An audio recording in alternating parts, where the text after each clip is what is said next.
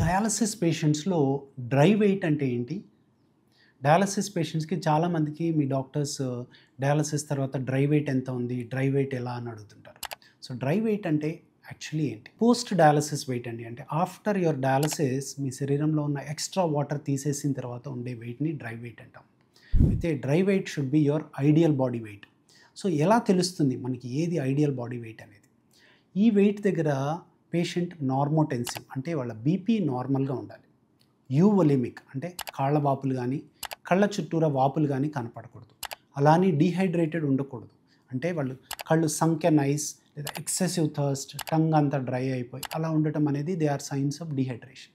So, dehydration ఉండకూడదు, over hydration ఉండకూడదు. They should be euvolemic. And number 3 is symptom free. అంటే ఈ weight దగ్గర పేషెంట్ ఎక్సెసివ్ ఆయాసము కానీ లేదా on the other side excessive fatigue నీరసం కానీ ఉండకూడదు. ఇది ఐడియల్ బాడీ వెయిట్‌గా చెప్తాం. అయితే ఇది ఐడియల్ బాడీ వెయిట్ అనేది ఒక పేషెంట్‌కి కాన్స్టెంట్ కాదండి. ఎవ్రీ 2-4 వీక్స్ ఈ డ్రై వెయిట్ లేదా ఐడియల్ బాడీ వెయిట్‌ని రీఅసెస్ చేసుకోవాల్సి ఉంటుంది.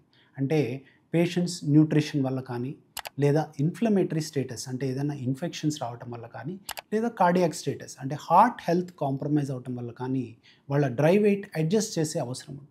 సో, ఎవ్రీ 3-4 వీక్స్ పేషెంట్‌కి డ్రై వెయిట్ గురించి తెలియాలి.